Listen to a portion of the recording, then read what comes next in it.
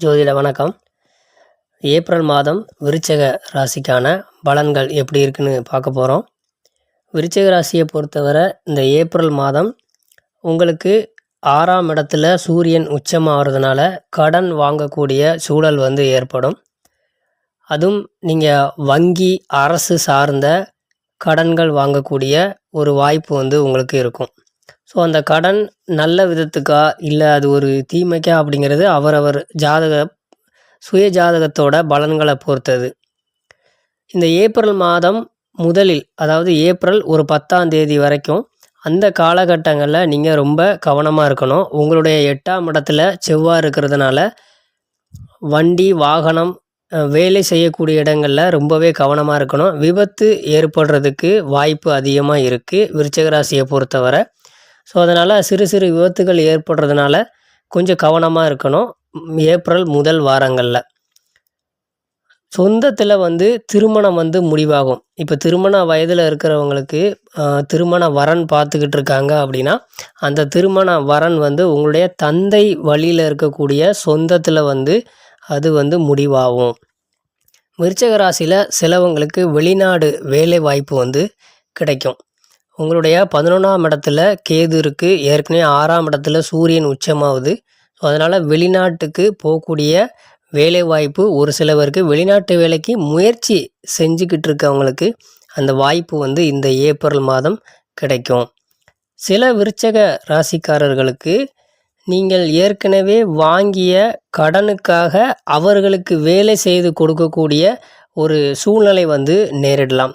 இப்போ உங்களால் ஒருத்தவங்களுக்கு ஒரு வேலை ஆகணும், அவங்கக்கிட்ட நீங்கள் ஒரு கடன் வாங்கியிருப்பீங்க. அந்த கடனை கழிக்கிறதுக்காக அந்த வேலையை செஞ்சு அந்த கடனை கழிக்கக்கூடிய ஒரு சூழல் இந்த விருச்சிக ராசிக்காரங்களுக்கு இந்த ஏப்ரல் மாதம் ஏற்படலாம். விருச்சிக ராசியில் தந்தையோட உடல்நலத்தில் கவனம் தேவை. ஸோ வயதானவங்க இருப்பாங்க, அப்பா இருந்தாங்கன்னா அவங்களுடைய உடல்நலம் கொஞ்சம் மோசமான சூழ்நிலைக்கு போகலாம். அதனால் அவங்களோட உடல் நலத்தில் கொஞ்சம் கவனமாக இருக்கணும். குடும்பத்தை பொறுத்த வரைக்கும் விருச்சிக ராசிக்கு இப்போதைக்கு கொஞ்சம் சரியில்லாத ஒரு நிலைமை தான். அடிக்கடி சண்டை ஏற்படும்.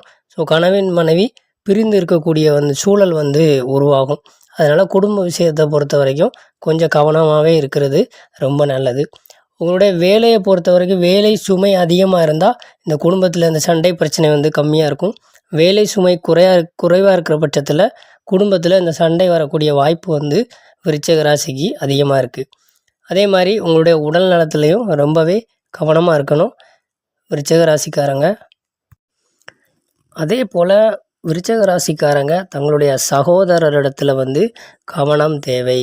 ஸோ சகோதரர்கள் இருக்காங்க அப்படின்னா அவங்களுக்குள்ள மனஸ்தாபம் ஏற்படலாம். ஏதாவது கொடுக்கல் வாங்கலையோ இல்லை வேலை விஷயங்கள்லையோ இல்லை உங்களுடைய பூர்வீக சொத்துக்கள் சம்பந்தமாக ஏதாவது ஒரு பிரச்சனையில் சகோதரரிடம் மனஸ்தாபம் ஏற்படலாம். ஸோ அதனால் சகோதரருடைய ஒற்றுமையை கலையாமல் பார்த்துக்கிறது உங்களுடைய பொறுப்பு தான். இருந்தாலும் விருச்சிக ராசி நான் சொன்ன மாதிரி அந்த முதல் வாரங்களில் ஒரு 10ஆம் தேதி வரைக்கும் ரொம்பவே கவனமாக இருக்கணும். குறிப்பாக நீங்கள் 2 வாரம் வரைக்குமே ரொம்ப கவனமாக இருக்கிறது ரொம்பவே நல்லது.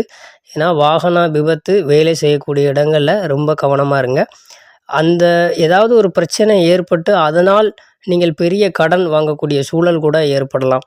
அதனால் கொஞ்சம் கவனமாக இருக்கிறது விருச்சிக ராசிக்கு இந்த ஏப்ரல் மாதம் நல்லது.